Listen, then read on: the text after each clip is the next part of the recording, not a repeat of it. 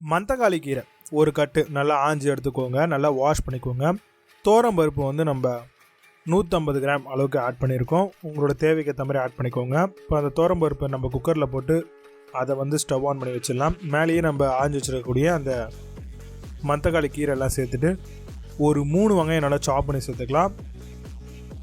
தக்காளி ஒரு 2 கைப்பிடி அளவுக்கு சேர்த்துக்கலாம். பச்சை மிளகா தேவையான அளவு காரத்துக்கு ஏற்ற மாதிரி, உப்பு 1 ஸ்பூன் அளவுக்கு சேர்த்துக்கோங்க. தேவையான அளவுக்கு தண்ணி, அதாவது வேகிறதுக்கு தண்ணி ஊற்றிக்கலாம். இப்போ இதை வந்து நம்ம குக்கர் மூடி விசில் போட்டு எடுத்துக்கலாங்க.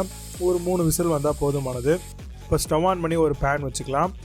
இப்போ குக்கரை வந்து நம்ம ஓப்பன் பண்ணிக்கலாம். பண்ணிட்டோம் அப்படின்னா கீரை நல்லா வந்து பார்த்திங்கன்னா உங்களுக்கு வெந்து வந்திருக்கு. இதை ஒரு மத்து போட்டு நல்லா கடைஞ்சிக்கோங்க. பருப்பு கீரை எல்லாத்தையும் நல்லா கடைஞ்சி விட்டிங்கன்னா நல்லாயிருக்கும். இப்போ வந்து பேன் ஆன் பண்ணிடுச்சு. நம்ம இப்போ தேவையான அளவுக்கு எண்ணெய் ஊற்றிக்கலாம். ஊற்றிட்டு 1 ஸ்பூன் அளவுக்கு நம்ம கடுகு சேர்த்துக்கலாம். கடுகு பொரிஞ்சு வந்தோடனே கருவேப்பிலை சேர்த்துக்கலாம், ஒரு கொத்து. எல்லாத்தையும் நல்லா வந்து பார்த்திங்க அப்படின்னா மிக்ஸ் பண்ணிவிட்டு இப்போ நம்ம கீரை கடைஞ்சிக்கிறோங்களா அதில் வந்து ஊற்றிக்கலாம். ஊற்றிட்டு இன்னொரு வாட்டி ஒரு தடவை நல்லா கடைஞ்சிக்கோங்க.